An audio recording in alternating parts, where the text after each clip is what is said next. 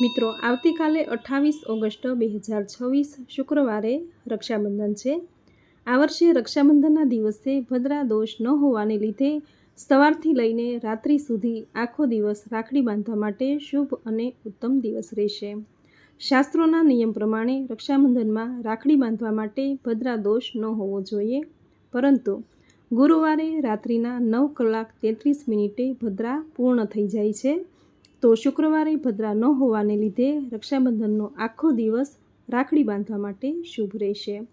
પંચાંગ અનુસાર પૂર્ણિમાની તિથિ શુક્રવારે 9:49 સુધી છે। પંચાંગના નિયમ પ્રમાણે ઉદયા તિથિ અનુસાર 6 ઘડીથી વધારે જો હોય તો આખો દિવસ પૂર્ણિમાની તિથિ માન્ય ગણાય છે। આથી શુક્રવારે આખો દિવસ ચોઘડિયું જોયા વગર રાખડી બાંધવી શુભ રહેશે તથા આ દિવસે ચંદ્રગ્રહણ છે, પરંતુ તે ભારતમાં દેખાવાનું નથી, આથી ધાર્મિક દ્રષ્ટિએ આપણે પાળવાનું નથી, તો આ દિવસે દરેક શુભ ધાર્મિક કાર્યો કરી શકાશે। તો મિત્રો, આ હતું રાખડી બાંધવા માટેનું શુભ મુહૂર્ત। હવે જાણીશું રક્ષાબંધનની વિધિ। તો મિત્રો, રક્ષાબંધનના શુભ દિવસે શુભ સમયે બહેનોએ થાળીમાં કંકુ, અક્ષત, ચંદન, મીઠાઈ, ફૂલ વગેરે મૂકી પ્રથમ ઘરના મંદિરમાં ભગવાન શ્રી ગણેશને ધૂપ દીપ કરી કંકુથી ચાંદલો કરી ચોખા જોડી ભગવાન શ્રી ગણેશને રાખડી બાંધવી। ત્યાર પછી ઘરના મંદિરમાં ભગવાન શ્રી હરિવિષ્ણુનું જે સ્વરૂપ હોય, જેમ કે ભગવાન શ્રી કૃષ્ણ, ભગવાન શ્રી કૃષ્ણનું બાળ સ્વરૂપ લડ્ડુ ગોપાલ કે પછી ભગવાન સ્વામિનારાયણ, જે કોઈ મૂર્તિ હોય તેને રાખડી બાંધવી, મીઠાઈ અર્પણ કરવી તથા પોતાના ભાઈને બાંધવા માટે જે રાખડી હોય તે ભગવાનને ધરાવવી અને પોતાની અને પોતાના ભાઈની રક્ષા માટે પ્રાર્થના કરવી। ત્યાર પછી પોતાના ભાઈને કપાળ પર કંકુથી ચાંદલો કરી ચોખા ચોડી દીવો કરી આરતી કરવી, મીઠું મોઢું કરાવી જમણા હાથે રાખડી બાંધી દેવી।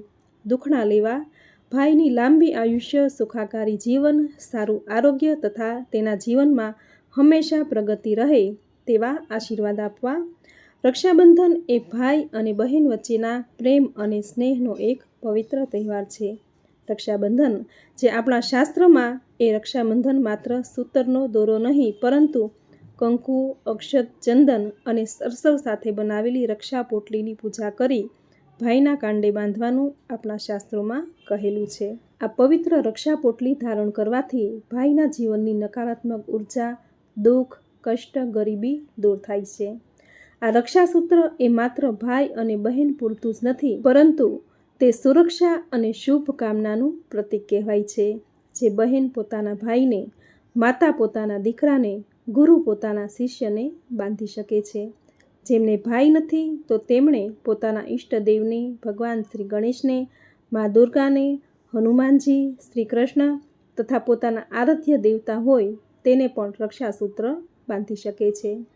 રક્ષાબંધનનો પવિત્ર તહેવાર ભાઈ બહેનના અતુલ્ય પ્રેમ અને સુરક્ષાના વચનનું પ્રતીક છે।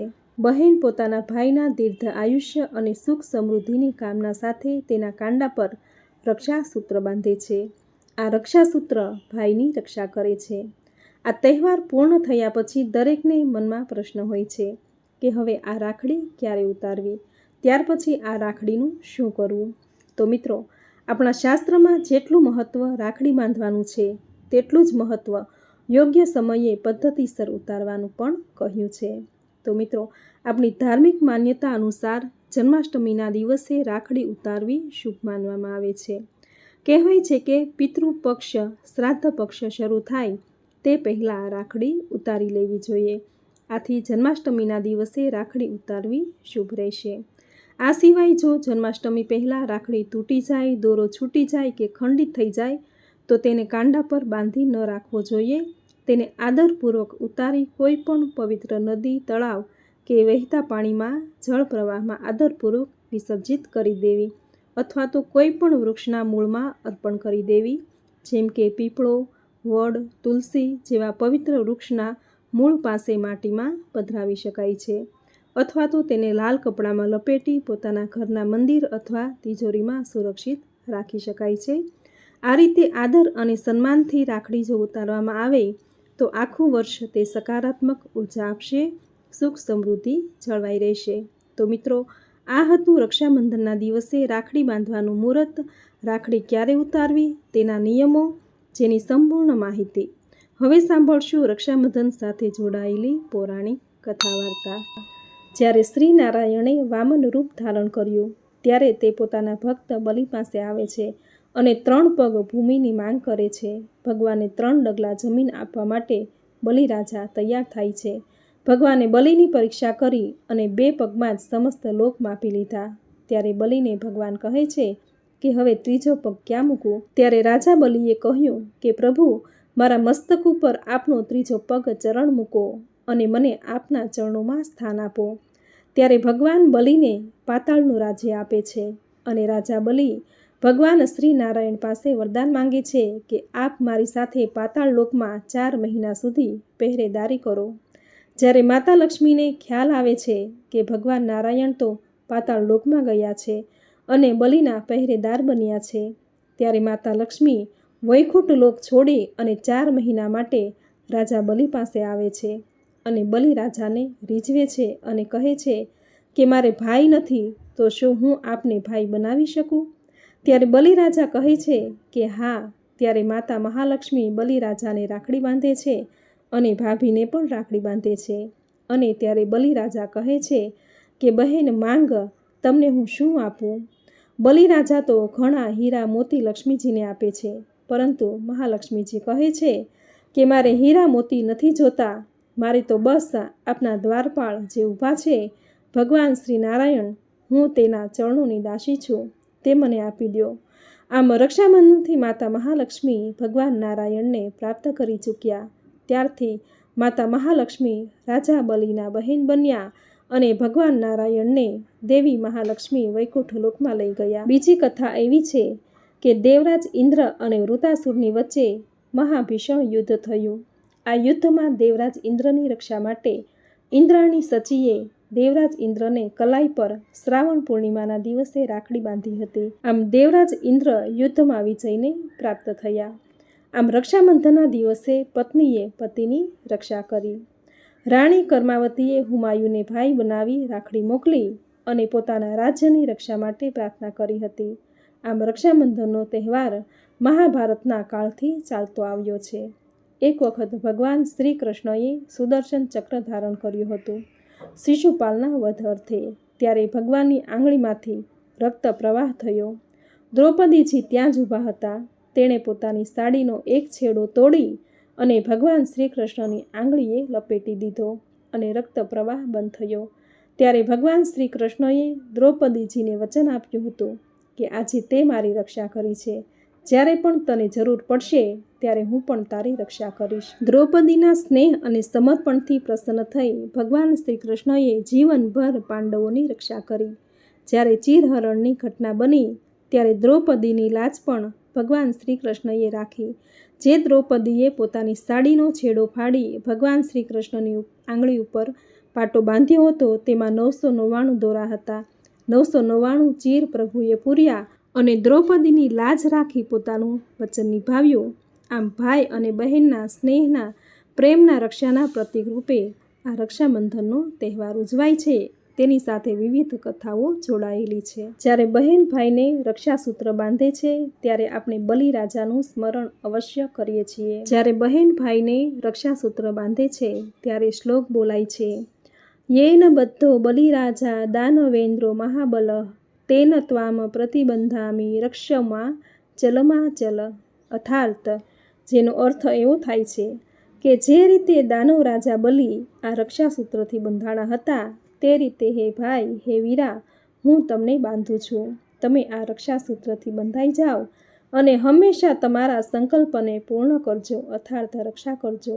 આ રીતે બહેન ભાઈને કહે છે અને રક્ષાસૂત્ર બાંધે છે. જો આ મંત્ર ન આવડતો હોય તો આપણે આપણા ઈષ્ટદેવનો મંત્ર, ગાયત્રી મંત્ર, શિવ મંત્ર, કુળદેવીનો મંત્ર કે પછી ઓમ નમો ભગવતે વાસુદેવાય, આમ કોઈ પણ મંત્ર બોલીને બહેન ભાઈને રક્ષાસૂત્ર બાંધી શકે છે. ભાઈની રક્ષા માટે, બહેનની રક્ષા માટે પરસ્પર એકાબીજા સાથે બંધાઈ જાય છે. આમ રક્ષાબંધનનો તહેવાર ઉજવીને બહેન ભાઈની રક્ષા માટે અને ભાઈ બહેનની રક્ષા માટે પરસ્પર બંધાઈ જાય છે.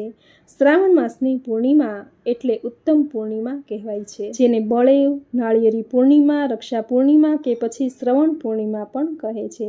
શ્રવણ કે જે વૃદ્ધ માતા પિતાને કાવડમાં બેસાડીને યાત્રા કરવા નીકળ્યા હતા, પરંતુ આ શ્રાવણ પૂર્ણિમાના દિવસે રાજા દશરથના હાથે તેઓ મૃત્યુ પામ્યા હતા, જેના પ્રાયશ્ચિત માટે રાજા દશરથે આ પૂર્ણિમાના દિવસે કરેલા પાપના નિવારણ અર્થે વ્રત રાખ્યું હતું. આથી આ દિવસને પ્રાયશ્ચિત પૂર્ણિમા પણ કહે છે. પૂર્ણિમાનું વ્રત કરનાર આ દિવસે ભગવાન ચંદ્રમૌલેશ્વરની પૂજા ઉપાસના કરી પોતાની ભૂલ બદલ ક્ષમા માંગે છે. માછીમારો આજે દરિયાદેવની પૂજા કરે છે. આથી આ પૂર્ણિમાને નાળિયેરી પૂર્ણિમા પણ કહે છે. શાસ્ત્રોની પરંપરા અનુસાર આજે બ્રાહ્મણો પોતાની જનોઈ બદલે છે. આથી આ પૂર્ણિમાને જનોઈ પૂર્ણિમા પણ કહે છે. આમ શ્રાવણ પૂર્ણિમા ઘણી ઉત્તમ અને પુણ્ય આપનારી છે. આ દિવસે ભગવાન મહાદેવની પૂજા ઉપાસના કરાય છે. ભગવાન સત્યનારાયણ દેવની પૂજા કરી કથા સાંભળવાનો મહિમા છે. જ્યારે ચંદ્રોદય થાય ત્યારે ચંદ્રદેવને અધર્ય આપી ઓમ સોમાય નમઃ મંત્રનો જપ કરવાથી જેની કુંડળીમાં ચંદ્રગ્રહ નબળો છે, ચંદ્ર દોષ છે, તો તે દૂર થાય છે. પૂર્ણિમાની તિથિ માતા લક્ષ્મીને અત્યંત પ્રિય તિથિ છે. ચંદ્રદેવ માતા લક્ષ્મીનો ભાઈ છે. સમુદ્રમાં જેનું સ્થાન છે તેવા માતા લક્ષ્મીનો સંબંધ ચંદ્રમા સાથે છે. આથી આજે માતા લક્ષ્મી સહિત નારાયણની પૂજા કરવી, સંધ્યા સમયે ચંદ્રદેવની પૂજા કરવી, જેથી માતા લક્ષ્મીની અપાર કૃપા આપણા ઘર પર વરસતી રહે, ચંદ્રદેવની શીતળતા આપણા ઘર પર વરસતી રહે. કહેવાય છે કે આજે ઘરના દેવસ્થાને અથવા પૂર્વ ઉત્તર ખૂણામાં અખંડ દીપ પ્રગટાવવાથી ઘરની સુખ, શાંતિ, સમૃદ્ધિ જળવાઈ રહે છે. માતા લક્ષ્મી આપણા ઘરમાં સ્થિર રહે છે. તો મિત્રો, આ હતું શ્રાવણી પૂર્ણિમા કે પછી રક્ષાબંધનનું મહાત્મ્ય. ભાઈને કઈ વિધિથી રક્ષાસૂત્ર બાંધવું કે જેથી ભાઈના જીવનમાં સુખ, સમૃદ્ધિ, સુખાકારી વધે, તથા રક્ષાબંધન સાથે જોડાયેલી પૌરાણિક કથા જે તમે પૂરી શ્રદ્ધાથી અંત સુધી સાંભળી, જે સાંભળવી તમને જરૂર ગમી હશે. તો વિડીયોને લાઈક કરી કોમેન્ટમાં જય શ્રી હરિ વિષ્ણુ તથા તમારા વહાલા ભાઈ કે બહેનનું નામ જરૂર લખજો. ચેનલ પર નવા છો તો ચેનલ સબસ્ક્રાઈબ કરી બાજુમાં બેલ આઇકન પ્રેસ કરી દેજો, જેથી આપણા આવતા દરેક નવા વિડીયોની નોટિફિકેશન તમને મળતી રહે. તો ફરી મળીશું આવી જ નવી ધાર્મિક માહિતી, નવી ધાર્મિક કથા સાથે. ત્યાં સુધી આપ સૌને મારા જય શ્રી કૃષ્ણ.